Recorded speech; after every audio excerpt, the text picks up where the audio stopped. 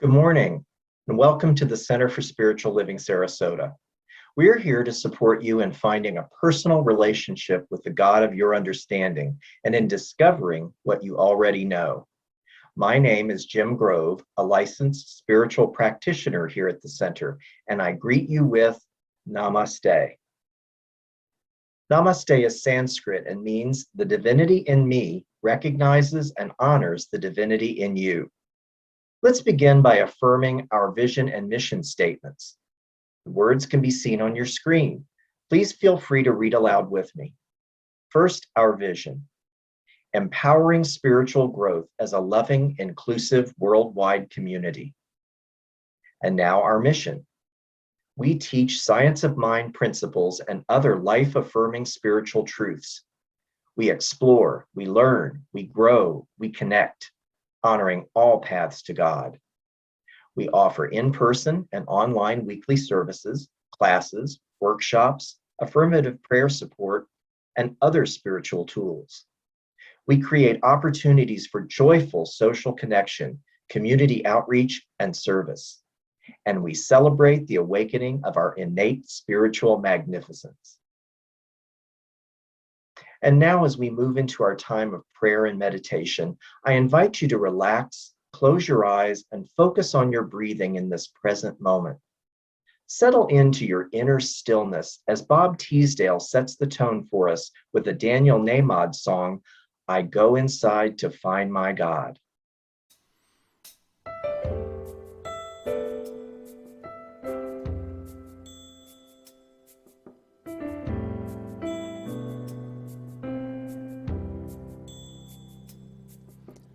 I will leave this world as it is, go inside to find my God.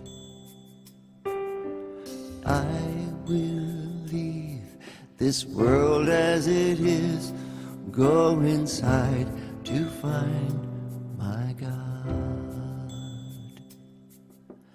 I will this world as it is, go inside to find my God. I will leave this world as it is, go inside to find my God. Inside there is peace, inside there is joy, inside there is more than enough. Inside there is peace, inside there is joy, inside there is sacred love. I will leave this day as it is, go inside to find my God. I will leave this day as it is, go inside to find my God. I will leave this day as it is, go inside to find my God. I will leave this day as it is, go inside to find my God. Inside there is peace, inside there is joy, inside there is more than enough. Inside there is peace, inside there is joy, inside there is sacred love. I will leave this life as it is, go inside to find my God. I will leave this life as it is, go inside to find my God. I will leave this life as it is, go inside to find my God. I will leave this life as it is, go inside to find my God. Go inside to find my God. Go inside to find my God.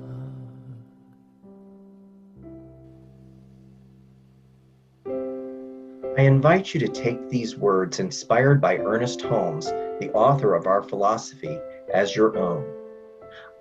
I am awake to and aware of the one divine presence, which I call God. It presses against me from all directions and pushes outward from within me. It is life itself, expressing as everything I see, touch, hear, smell, taste, and more. God is all there is. There is nothing else besides. Today, I drink in new ideas from the creativity of God. My whole consciousness is alive and awake and aware.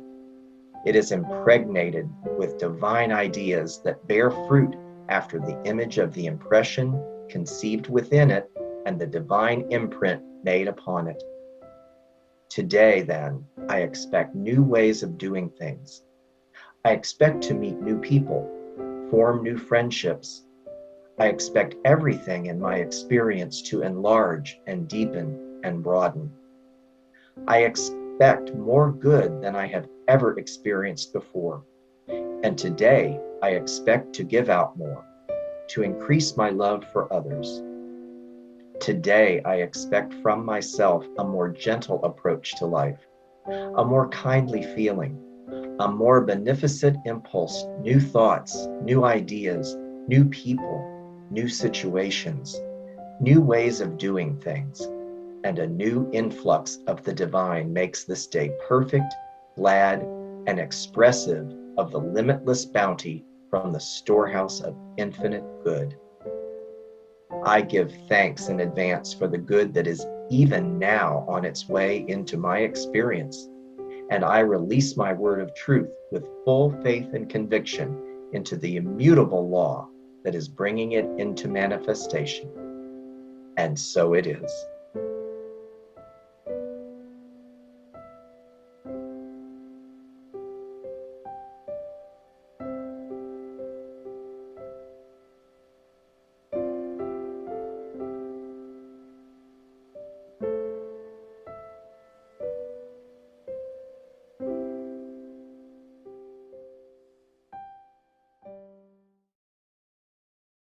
Our spiritual leader, Reverend Karen Wolfson, is on a much-deserved sabbatical for the month of August. So today, the message is a special encore presentation by Reverend Dr. Dennis Merritt Jones entitled, Your Redefining Moments. Dennis has been a guest speaker at our center many times and has written several books.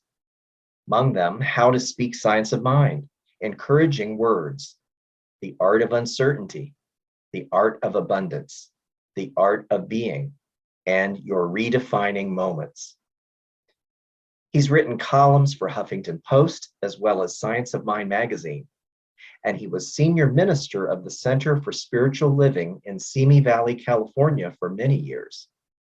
He and his wife moved to St. Petersburg, Florida a couple of years ago, and in addition to writing, he's been speaking at Unity and CSL centers in the area.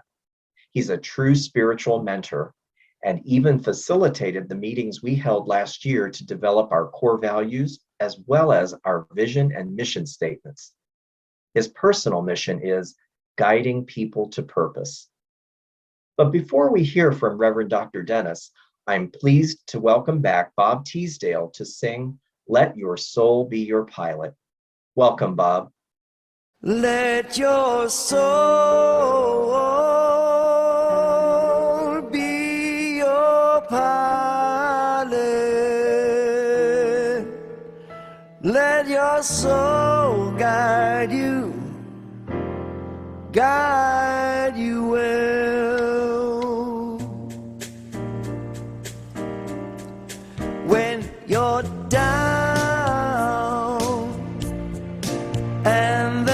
counting when your secrets are found out, when your troubles take to mounting, when the map you have leads you to doubt, when there's no information and the compass turns to nowhere that you know well. Let your soul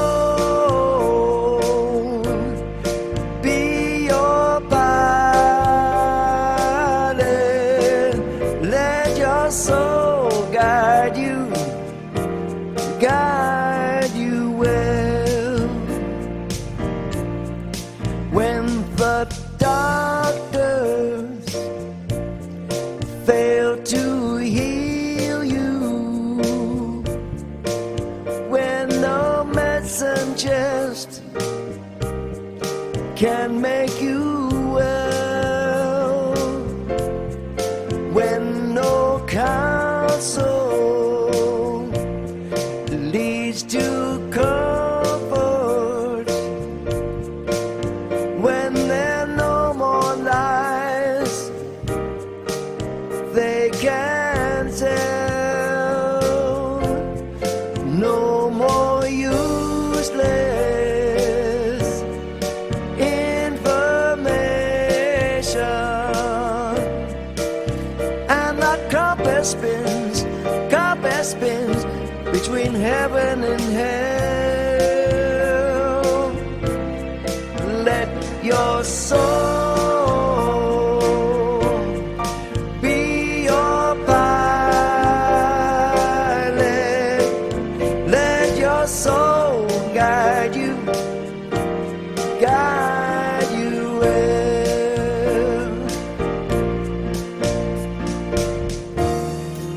When your eyes turn toward the window pane, to the lights up on the hill, and the distance seems so strange to you now, and the dark room seems so still, let your soul be your pilot. Let the spirit inside carry you through. Let your courage be your motto, that the north you find will be true. When there's no more information and the compass turns to nowhere that you know well, let your soul be your pilot. Let your soul guide you. Let your soul guide you. Let your soul guide you well.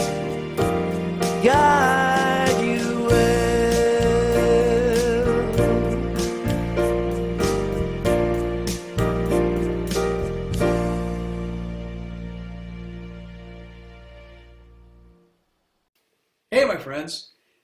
Merritt Jones here. I'm really excited to be spending some time with you today. We're going to explore an idea or two that you found in my book, Your Redefining Moments, Becoming Who You Were Born to Be. And I want to tell you, this book is very near and dear to my heart because it represents an aspect of my journey to awakening, to the fact that I wasn't always honoring that authentic voice that authentic self that I came here to be. And the question that I posed to you this morning, are you honoring that authentic voice, that authentic self that you've come here to be? A lot of times we're not aware of that until we stop and look at it. And sometimes we're not even aware of it at all, period.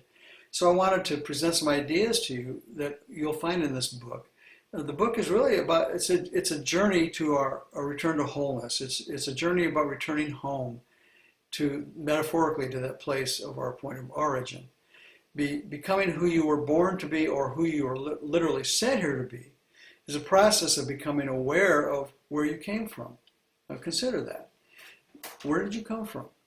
I don't mean, what town were you born in. I'm talking about, the body you were born in, and where the essence of that body came from before it took form. The book takes us on a journey back to the original self, if you will, aka God. And it's in that moment where we find our authentic self embedded, the infinite intelligence of the One literally put its fingerprint on each of us to be here to represent the One, but to do it uniquely differently, because God doesn't need two of anything exactly the same. And so that's who you were before you got to the world. And here's the issue. Who we were before we got to the world was pure essence. And the minute we slipped into this human body, this human condition, the world got a hold of us, and it started slapping all kinds of labels on us. The minute we were born, the first label was human being, or gender, male, female, race, white, black, brown, yellow. And then as we grew, more and more labels began to get slapped on us. Our name, our social security number, and then body type, tall, short, fat, skinny, intelligent, dumb, smart, ugly. All the labels that begin to get slapped on us over the years, and pretty soon we define ourselves by what the world told us we were, rather than remembering who we were the moment we came here before the world got a hold of us. And so the book is about a journey back to who you were the moment you were born, before the world got a hold of you to tell you who you were. In other words, before you were a who, which represents all your accumulated labels as a human being living in this human skin on the surface of life. That's who you are, who you think you are. What we have to do is understand that before you were a who, you were a what. And that's very simple, and it's kind of an abstract term at the same time. A what you are was pure presence, pure essence, pure energy, and you still are that.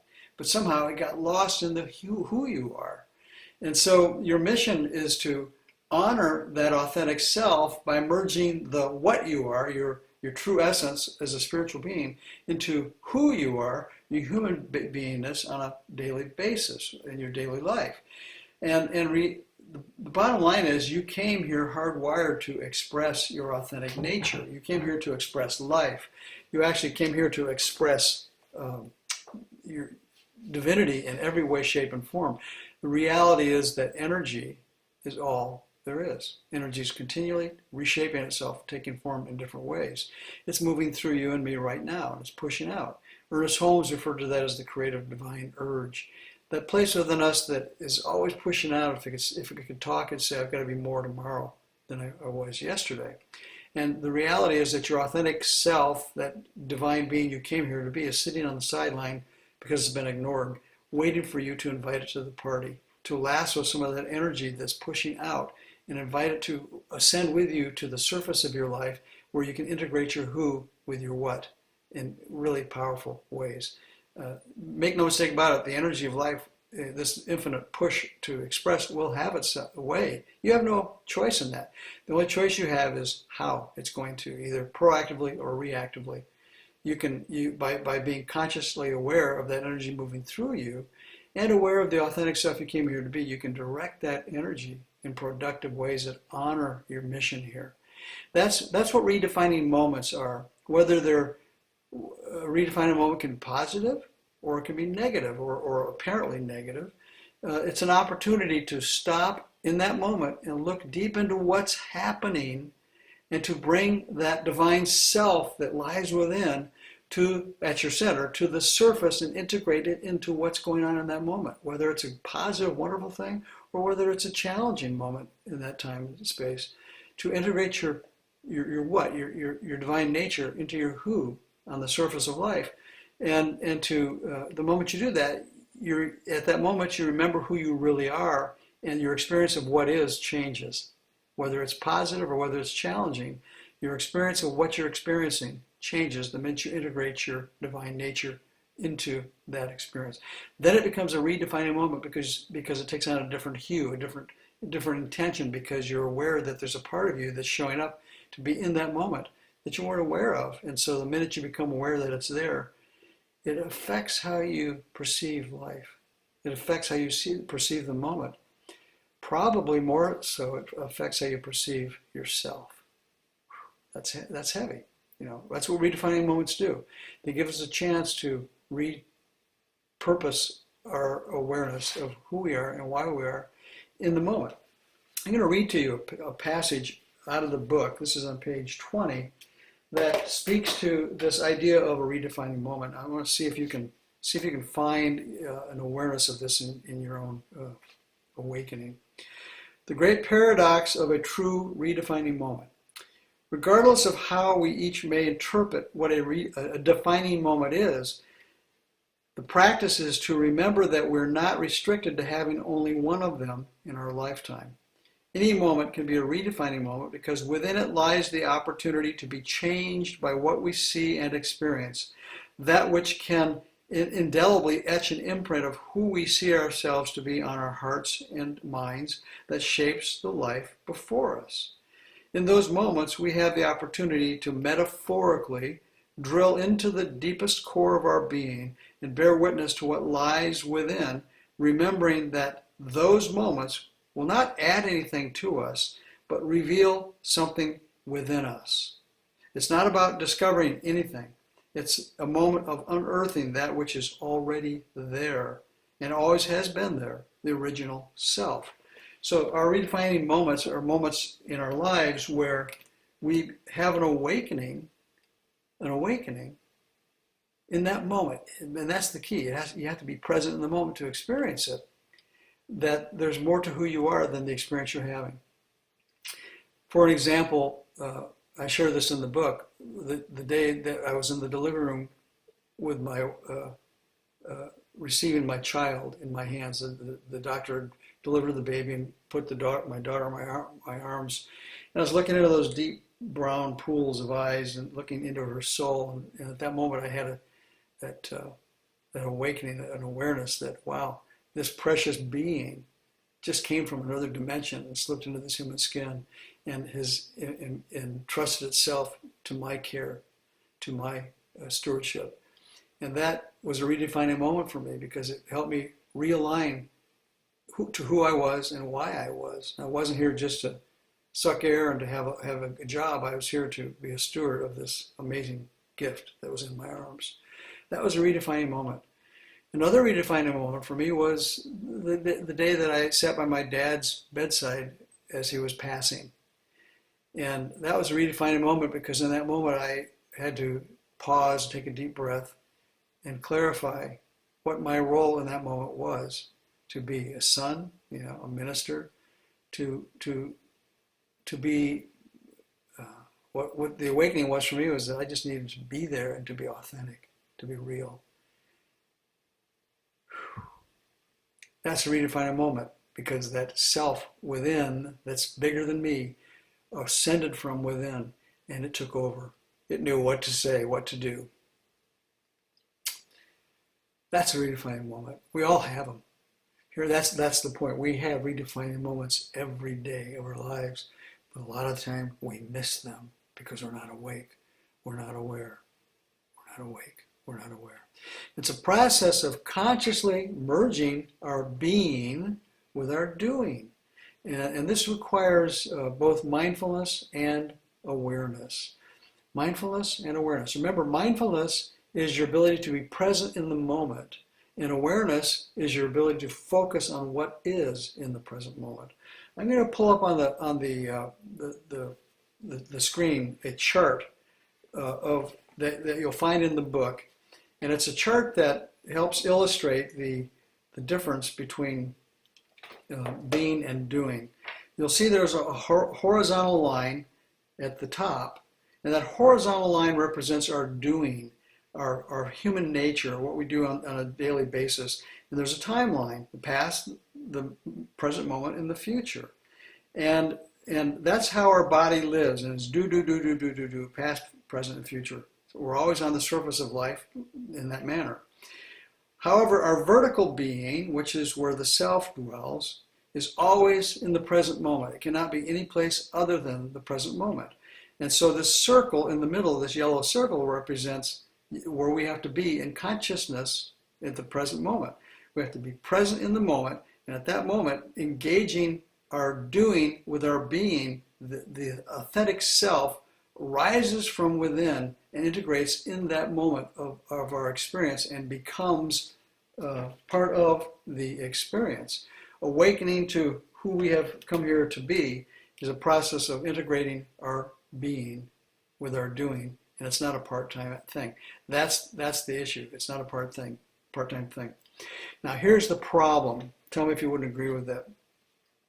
Sometimes being authentic, to allow that authentic self that knows why it's here, that has embedded itself within us, waiting for us to bring it forward. Sometimes bringing that authentic voice to the surface is challenging. And here's the problem. Rocking the boat is a prerequisite. We have to be willing to rock the boat. And I know you all know what I mean by that. You know, when we rock the boat, that means that we are doing or saying something that is going to ruffle somebody's feathers. Too often, the reason that our authentic voice gets stifled is we're living up to somebody else's idea of who we should be. And the moment that we begin to live from the authentic self, that self ascends from within, that authentic, you'll discover that when you become aware that you're becoming an expression, a vessel through which this authentic self expresses, you realize that that authentic voice, being who you really are, disturbs a lot of people. They don't like that. They don't like that at all because you're not being who they think you should be. Have you ever been criticized by others for not conforming to their idea of who you should be? My gosh, there's tons of that going on right now on the planet. I bet you could probably find a few places in your own life where you have bumped heads with people who thought you should be or do something differently than what you're doing or being. So we have to be willing to rock the boat and to incur the disapproval of certain others that we're so addicted to having that approval and that love.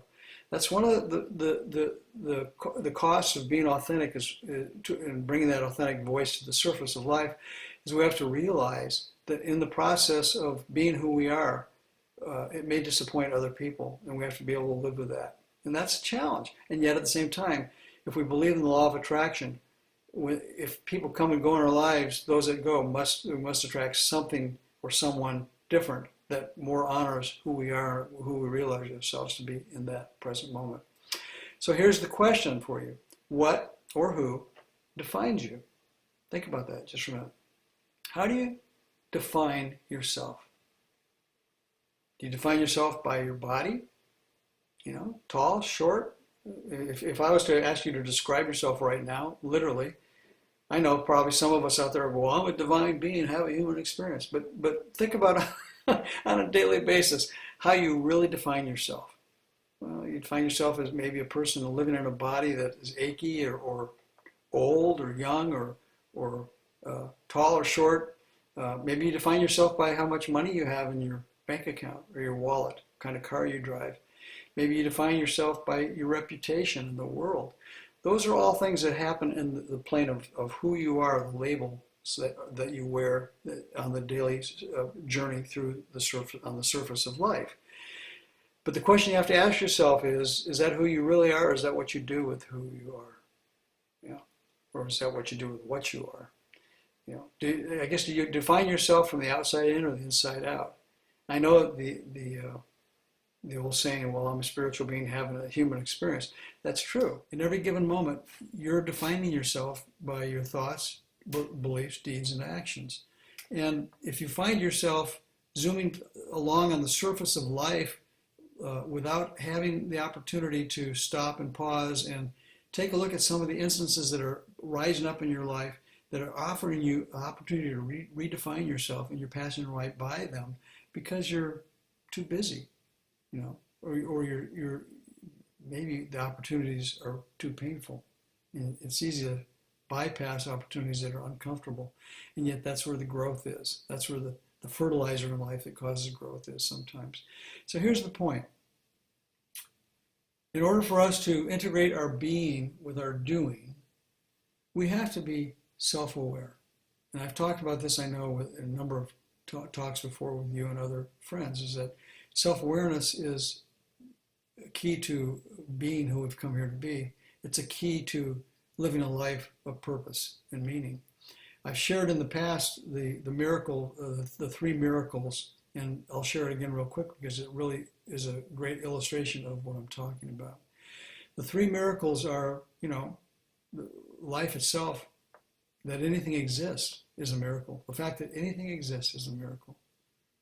The second miracle is that living things exist. Puppy dogs, trees, grass, palm trees, living things exist that have that life force pushing through them. That's a miracle. And the third miracle is the most profound one, and that's that living things exist that know they exist. That's you. That's me.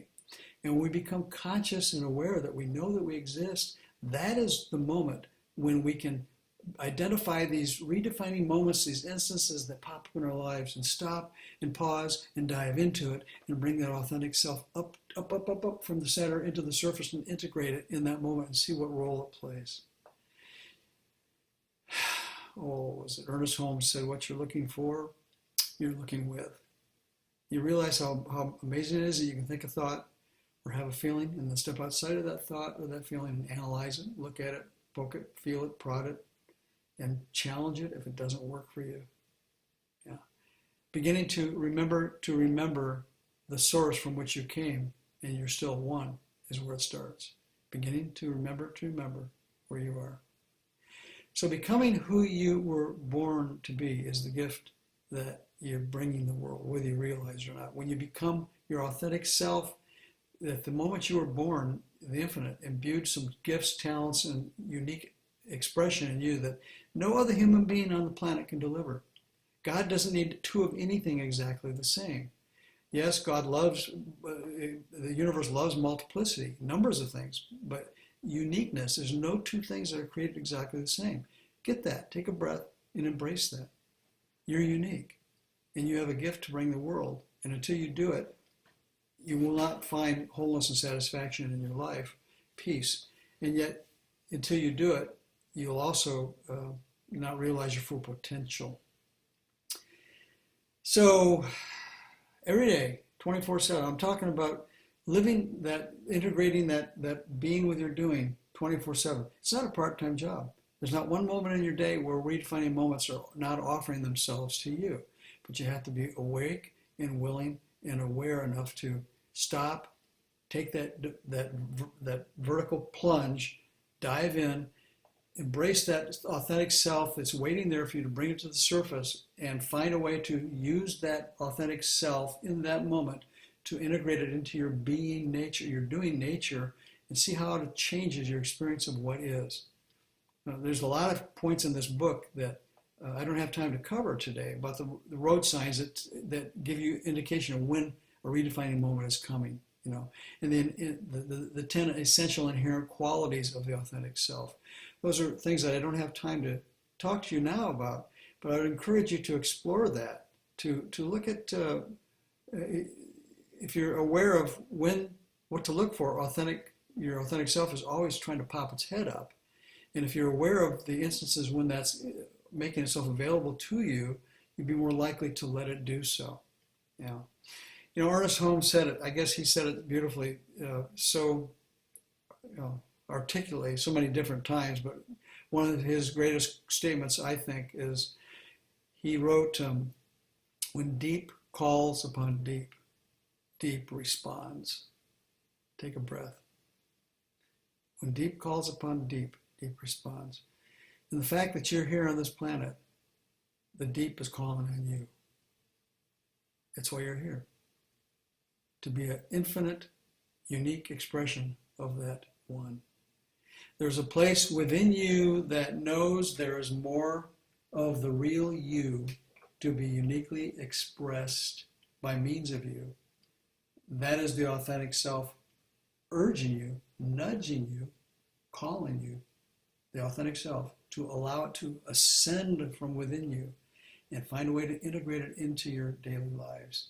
It'll change the hue and the tenor of every experience you have when you find your authentic voice and you live within it and you express it. It will change your experience of life. So I guess the point is this. The universe is calling, and the universe is listening to your response to that call. The question is, are you listening to that call, that divine urge? You'll notice it. It's that infinite divine itch that needs to be scratched. It's saying there's more for you to know, more for you to be, more for you to do, and you'll never achieve it until you give yourself permission to bring that authentic voice, becoming who you were born to be, to the surface of your life and living it. That means letting go of other people, need for other people's approval or love, and knowing that in the process of that and many other intricate factors, you set yourself free to be who you were born to be. That's the truth. Take a breath, embrace it, love it in this moment, enjoy yourself, enjoy this day, and know that you are a gift to this planet. You are a gift and you matter. And even more so, what you do with who you are matters. Peace.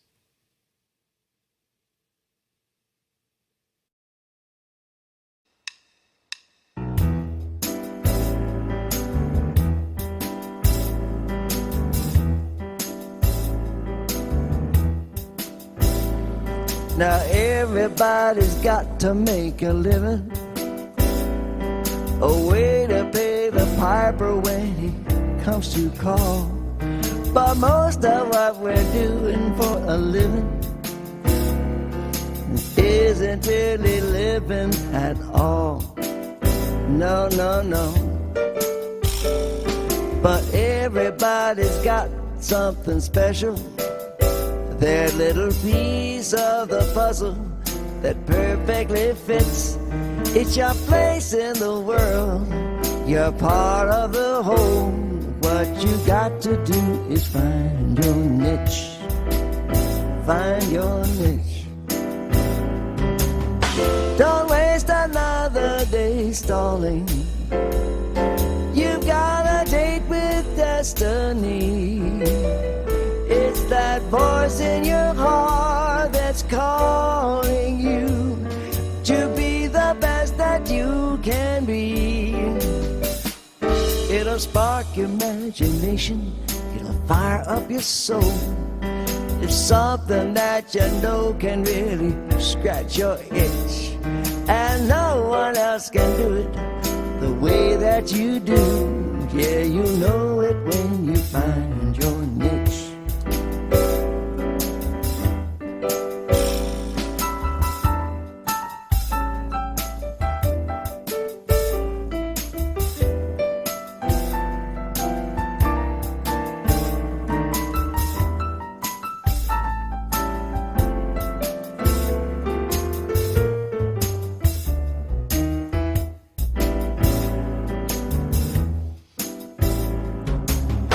Don't waste another day stalling. You've got a date with destiny. It's that voice in your heart that's calling you to be the best that you can be. So listen to that little voice inside you, the one that keeps on telling you to make a switch. Just get your act together and follow your bliss. Life is better when you find your niche. Find your niche. Life is better when you find your niche.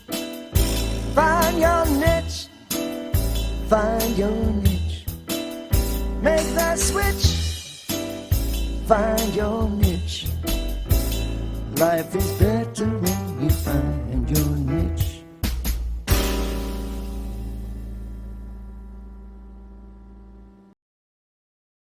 Thank you, Bob, for blessing us with one of your own songs as a compliment to Reverend Dr. Dennis's inspiring message.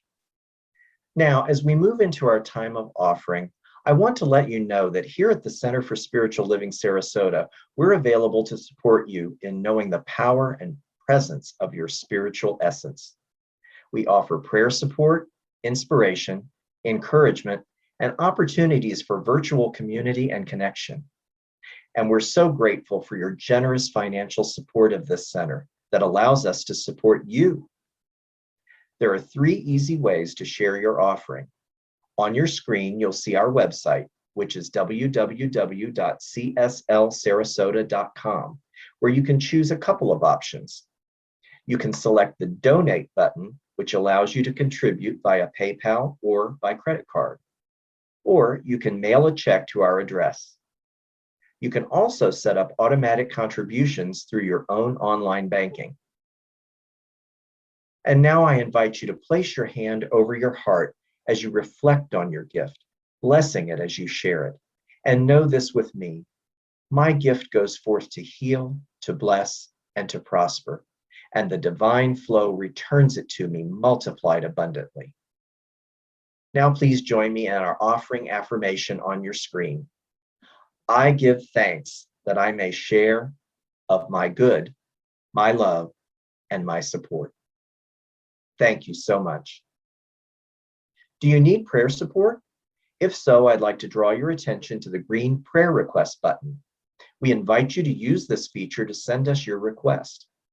Our 4 licensed spiritual practitioners, Kathleen Frankert, Ron Frost, Nicole Leeds, and me, are available to know and affirm spiritual truth with and for you in whatever challenge you may be facing. We're also available for 1-hour spiritual coaching sessions by appointment. These sessions offer the opportunity to explore a deeper understanding and practical application of the spiritual truth that transcends your problem or challenge.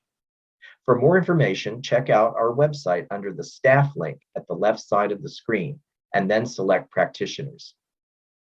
Here on our website, you can also sign up to receive our weekly email newsletter. Please also check out our Facebook page for posts about upcoming events. I just have one announcement for you this morning. Our Spiritual Living Circle meets via Zoom every Wednesday evening at 7 p.m. to discuss an article from the current month's Science of Mind magazine. This is a no-cost opportunity to more fully explore your own spiritual development by connecting with and learning from other like-minded individuals. This week, we'll be discussing the article by Ernest Holmes entitled, "Put God to Work in Your Experience." If you'd like to participate, please email me at the address shown on your screen, and I'll send you the conference invitation along with the article and discussion guide. Now, as we conclude this sacred time together, let us move forward into the week ahead with the awareness that we are the co-creators of the defining moments of our lives. I invite you to listen or join in singing our closing song, "Let There Be Peace on Earth." Thank you for being with us, and have a great week, everyone.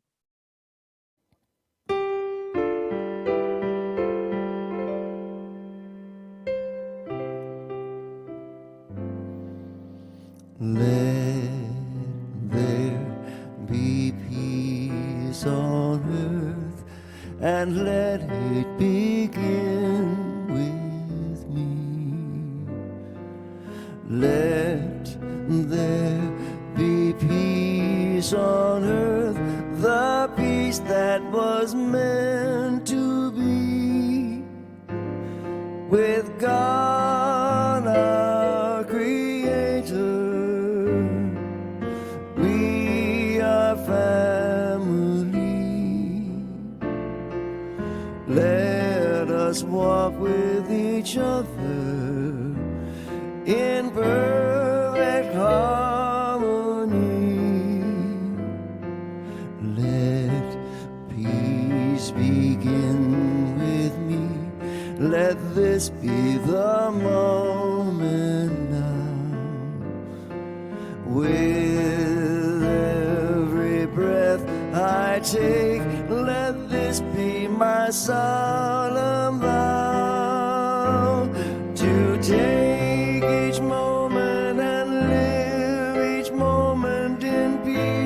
eternity.